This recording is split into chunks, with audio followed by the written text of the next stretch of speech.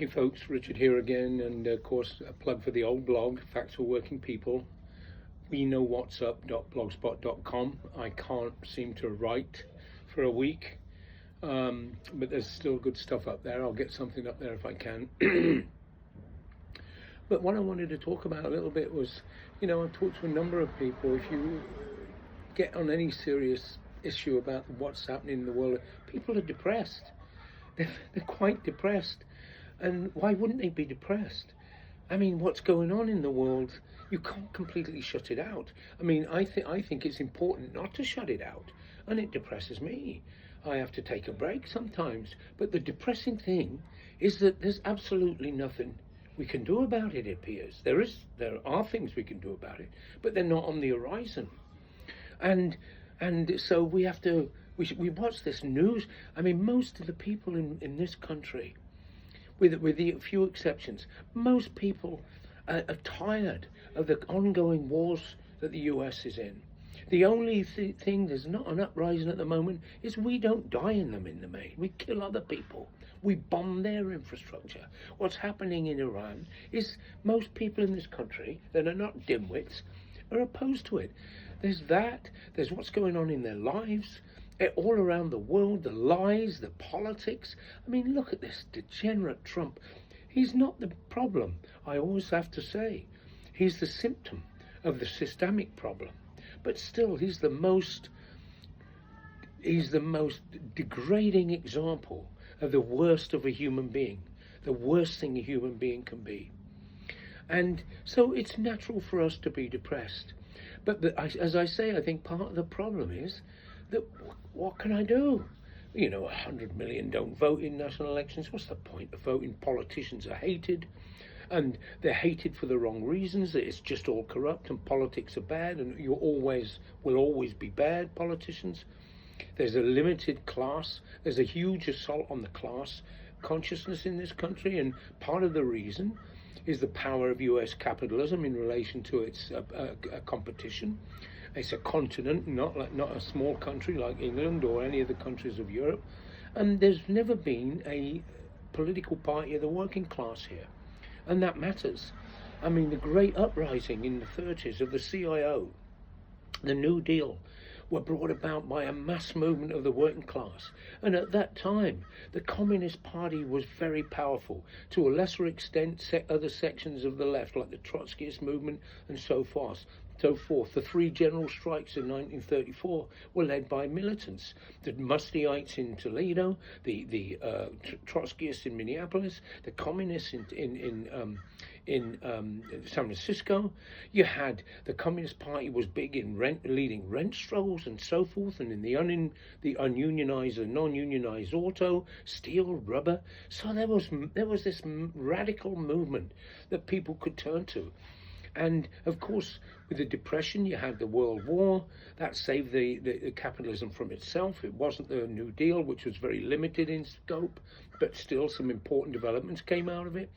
And what are the new the Democratic left now that's in the Democratic Party? They're not revolutionary socialists. It's really hard even to consider themselves socialists. They're actually social democrats, is what they would be in Europe. And if you look at what the Social Democrats are doing in Europe, their political current over there is attacking the working class. They're attacking the working class because capitalism demands it. And those here, it matters not good intent. Mamdani, I mean, look at the viciousness he's suffered.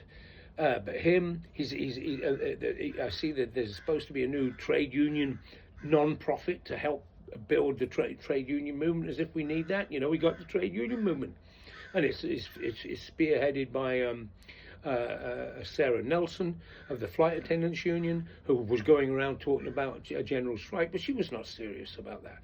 As a person on the executive board, she should have been fighting there for it, and there should have been a war going on in there for it, and there should be a war going on continuously if there was a real left movement, even a left reformist movement in there.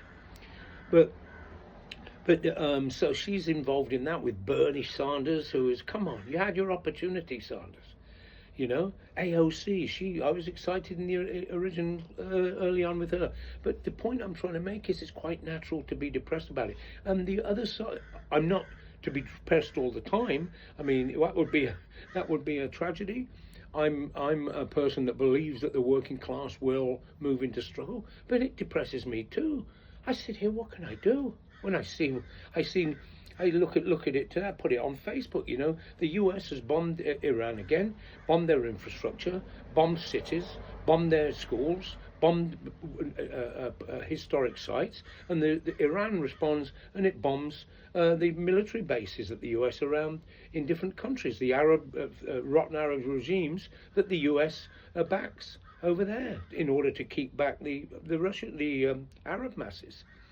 So you don't have to support the Iranian regime to oppose this war at all, or any of these wars. But it is difficult times. But there will be a response. As I say, we're starting from a low level. There's nowhere to turn. The left in the Democratic Party will not solve the problem. The traditional so-called socialist revolutionary organisations have no influence in the working class whatsoever, and have their own problems. They're overwhelmingly petty bourgeois or middle class. They're undemocratic. There's real gender issues, real sexism among them. Men generally in the leadership of those organisations that have been there for 30, 40, in some cases 50 years. So so we should not feel depressed that we're depressed. It would be a natural response. And the thing is, the other thing is that that's important to remember. We are collective, gregarious creatures, human beings. That adds to the depression in a way, because we're hostile to what capitalism does to us. When I play that one game that I play in the morning on my phone when I'm sitting in bed, and I do a Wordle, and I play solitaire, that's it, just to pass some time and think about nothing. But then the ads come. I'm looking for something for my dog. It's non-stop. The person with a white coat, they've all got a stethoscope. I want to get a white coat and make a comedy skit about being a doctor. And they're relentless. They are relentless. We are being persecuted. The first victims of American capitalism is the American working class, ideologically. And whenever there's something that they know that we object to, let's just say TV ads, the state could stop them, right? The state could stop them. Any other issues, scam calls, scam emails, the state could stop it. They can knock an Arab off a camel or a Muslim off a camel in Afghanistan from a room in Iowa. So they could stop it. But what they want to do is facilitate business and capitalism, and so they'll create something that will stop the ads. You have to buy it from them, and it will stop the ads, right? So that when we can elect people, stop it. In Britain, they don't allow conscription drugs to be advertised on television. We could stop that easy, but the power. So it's the power. And just lastly, I wanted to mention, in relation to this, a guy, when I was talking like this, what some guys told me, if communism worked, no, I'll tell you what communism is to me, without getting into the details. Can human beings exist in a society without exploitation? I believe we can. Communism is the absence of class exploitation. Doesn't mean there won't be struggle, arguments, conflict, but it won't be over whether your kid eats or mine. That's what it won't be. We won't foster that. That won't be fostered in a genuine communist society. But this guy said, communism, how come it hasn't happened if everybody wants it?